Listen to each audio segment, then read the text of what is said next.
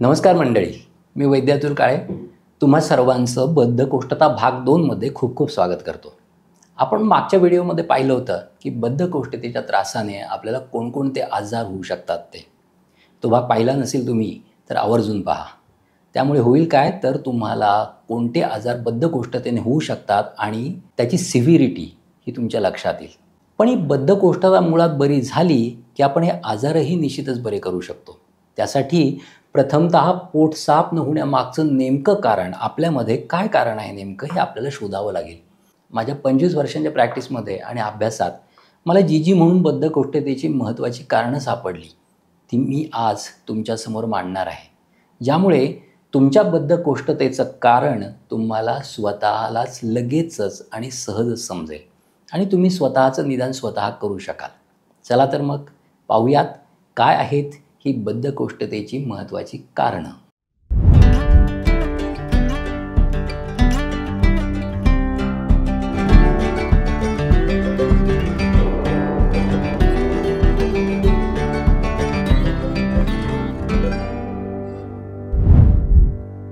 पहिलं कारण म्हणजे बऱ्याच जणांना भूक लागायच्या आधी जेवायची सवय असते. पाचक स्राव, त्यामुळे पोटातले पाचक स्राव स्रवण्यापूर्वीच आपण जेवून घेत असतो. शिवाय आपण पाचकस्राव स्रवून गेल्यानंतर किंवा भूक लागून बराच वेळ झाल्यानंतर जेवत असतो. त्यामुळे होतं काय तर अन्न नीट पचत नाही आणि न पचलेलं अन्न चिकट असा आमदोष तयार करतं.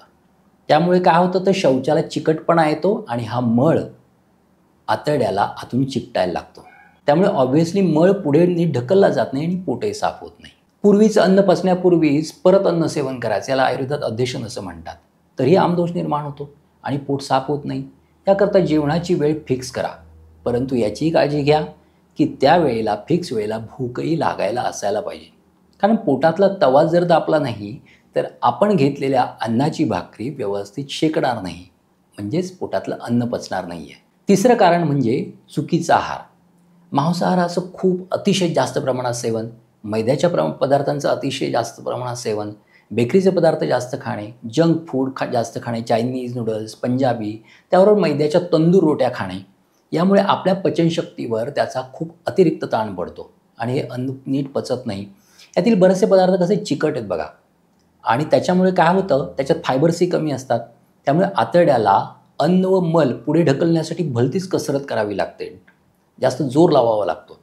हे सर्व पदार्थ पुढे ढकलायला आतड्याला तब्बल 72 तासापेक्षाही जास्त लागतात आणि परिणामतः बद्धकोष्ठतेची तक्रार चालू होते. चिवडा, फरसाण, शेव, भेळ, लेज, कुरकुरे, बिस्किटे, खारी, टोस्ट असे कोरडे पदार्थ अतिप्रमाणात खाण्यामुळेही कोष्ठात कोरडेपणा येतो आणि मल पुढे ढकलण्यासाठी आवश्यक असणारा स्निग्धपणा किंवा ल्युब्रिकेशन न मिळाल्याने बद्धकोष्ठता निर्माण होते. आयुर्वेदात कडधान्य कोरडी आणि वातकर म्हणून सांगितली आहेत. त्यात वाटाणा, पावटा, मटकी हे तर भलतेच कोरडे म्हणून सांगितलेले आहेत. त्यामुळे काय होतं तर पोटात बराच वात वाढतो आणि मलबद्धतेचा किंवा बद्धकोष्ठतेचा त्रास चालू होतो. विशेष म्हणजे वातप्रकृतीच्या व्यक्तींमध्ये हा त्रास लगेच होता दिसतो हे पदार्थ खाल्ल्यानंतर, कारण त्यांच्या शरीरात निसर्गतः सर्व शरीरामध्येच कोरडेपणा असतो, आतड्यामध्ये कोरडेपणा असतो. त्यासाठी या कडधान्यांच्या उसळीच्या वाटीला एक तुपाचा चमचा घातल्यास हा कोरडेपणा येत नाही आणि वातही वाढत नाही आणि पोटही साफ व्हायला लागतं. तिखट, तुरट, कडू या चवी, ज्याला आयुर्वेदामध्ये रस असं म्हटलंय बघा, त्या आतड्यात कोरडेपणा निर्माण करतात. त्या खाल्ल्या की सगळा स्निग्धपणा शोषून घेतात. त्यामुळे या चवी जेवणात जास्त असतील तरीसुद्धा बद्धकोष्ठतेचा त्रास चालू होऊ शकतो. आणखी एक महत्त्वाचं कारण सांगतो, अवेळी झोपणं, अवेळी उठणं. त्यामुळे शरीराचं नैसर्गिक घड्याळ असं ज्याला बायोरिदम म्हणतो आपण, ते बिघडतं आणि बद्धकोष्ठता होते.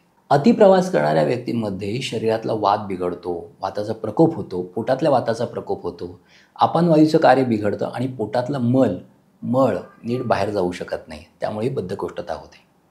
नेहमी दुःखी राहणाऱ्या व्यक्तींमध्ये, स्ट्रेस जास्त असणाऱ्या व्यक्तींमध्ये सुद्धा पोट नीट साफ होत नाही. नीट ऐका, मनाचे भाव आहेत सगळे. ही सर्व कारणं तपासा. ही कारणं असतील तर ते टाळण्याचा जेन्युइनली प्रयत्न करा. असं केल्याने 50 ते 60% लोकांना त्याचा फायदा निश्चितच दिसायला लागेल. करून पहा आणि कमेंट द्यायला विसरू नका. तुर्तास येथेच तुमची रजा घेतो. पुन्हा भेटूयात बद्धकोष्ठता भाग 3 मध्ये, ज्यामध्ये आपण बद्ध कोष्टते वरचे घरी करता येण्यासारखे, परंतु औषधांशिवाय करता येण्यासारखे साधे सोपे उपाय पाहणार आहोत. तोपर्यंत स्वस्थ राहा, आनंदी राहा आणि मस्त राहा. श्री धन्वंतरे नमः. श्री स्वामी समर्थाय नमः.